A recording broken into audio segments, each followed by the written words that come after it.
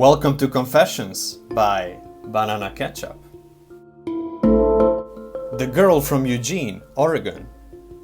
Hi all, I've been wanting to share this story for a while, but only recently found this sub. For context, my family had to move to Eugene my freshman year of high school. We moved into this really nice, very new house on the south side of town. First few weeks, they were pretty mellow and pretty good. But then, I began to feel a really weird, really dark presence. I can't really describe it. I only ever saw her in my mind's eye. She was a young girl with long hair and a mangled face. All I could tell was that she was definitely a girl, died young, and either had taken some sort of liking to me or really didn't want me around. I'm still unsure of which. There were no real strange goings-on around the house. No lights ever flickered, no appliances ever acted strangely. Not even the animals acted weird. She had her full attention on me. I gave her a name, which I now know to be a bad idea. I won't repeat it or write it out in regards to her. I will, however, inform you that she shares a name with a particular My Chemical Romance song. Her presence lingered around me for a while. I got so terrified a couple of nights, I just didn't ever go to bed or slept with the TV on. This continued from when I was 14 till roughly when I turned 16. Now, I was raised Christian for most of my childhood. Christian enough to where I went to a private middle school. My parents would use God as a parenting tool for morals and all that crap.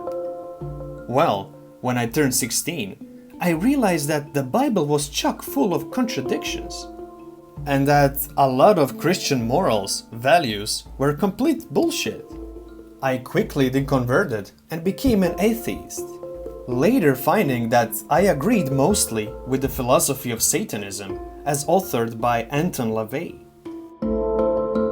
As soon as I stopped being Christian, this spirit stopped harassing me. I still felt like she was around sometimes, but I no longer felt threatened. It was more like having a roommate that I rarely saw. Eventually, everything seemed to kind of stop, and by my 17th birthday, I had all but forgotten about her. My senior year, my dad got a promotion and he moved to New Mexico ahead of my mom, while she stayed with me in Eugene. My mom would hop back and forth from Oregon to New Mexico, spending off weeks there basically.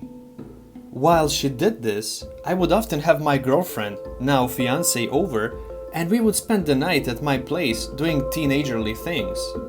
One night, while she was over, she realized she didn't have her phone.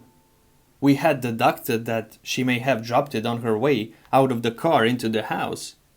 We went downstairs to look, and she made it halfway down the steps until she was like, "Can you go look for it for me?" Her expression was pretty freaked out. So I went, looked for it, couldn't find it, then came back upstairs. My fiancée is a witch, and she's been practicing for quite a while. So the fact that she was freaked out made me know that something was up. I asked her what was wrong, and she said, "You have a really bad energy in your house."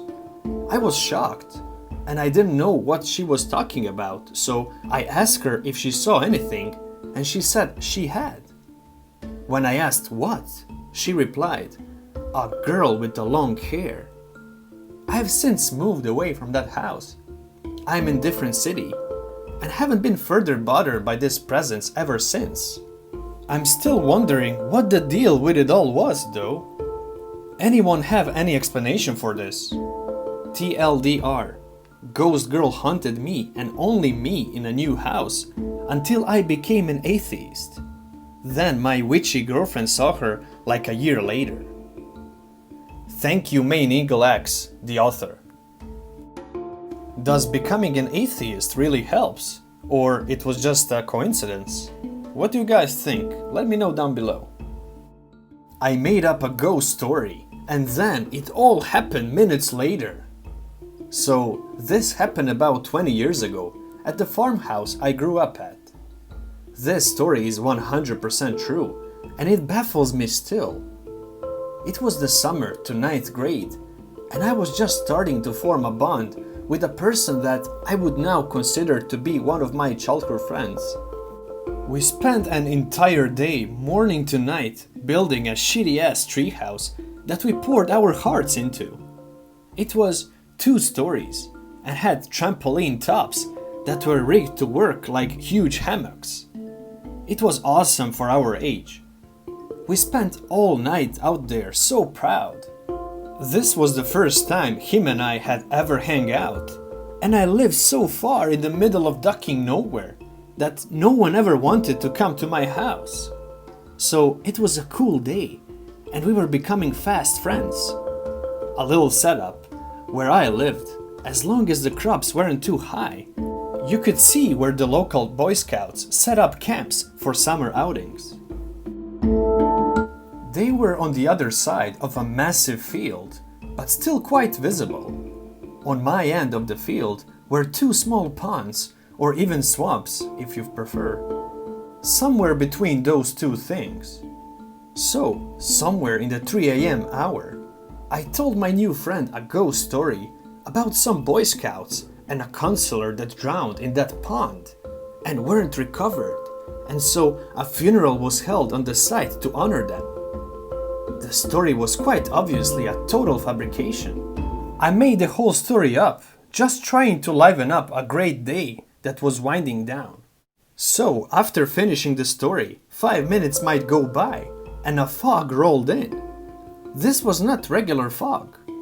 This was that kind of fog that Bugs Bunny would use a saw to cut a chunk out of it. It was thick enough that it was visible to us in the space between us sitting in the hammock we had made from a trampoline top, and it fully obstructed my house and porch light, giving off a feeling of almost danger or something lurking in it. As we sat there wondering where the duck this fog came from, we heard it. Very low at first, hard to hear, but soon the sound grew until it was undeniably 2 or 3 kids playing in this pond directly across the street. The view is obstructed entirely by trees, and so even without the fog and the fact that it was 3 a.m., I would not have been able to see what was actually there, but we clearly heard children playing. We stared at each other in cold silence, just experiencing this. We listened for several minutes as the playing slowly turned to shouts and aggressive splashing. I should mention that while we heard talking, it was certainly not English. It was an unintelligible gibberish. I don't claim to know every language or anything, but it was more like Sims speaks than anything. Anyway, as the splashing and shouting lessened, obviously caused by tiring out from struggling to get free or something, we heard branches breaking and a loud shot as if a grown man, counselor, were bounding through the woods. Then a splash, a bit more yelling. We heard the kids a couple of more times and then nothing at all. About 10 minutes worth of this. My senses were dull and it seemed like the silence strengthened the fog. After a couple of moments, we began to hear incoherent voices, lots of them, the kind of sound you'd hear at the gathering of sad people, like a funeral. Then, at a little after 3 in the morning, loud as duck and bellowing through the darkness, and the fog taps plays. The whole thing, start to finish, on a bugle, one bugle. As the last note died, the fog dissipated, and we booked for the house. That was it. Most paranormal thing I've ever been through.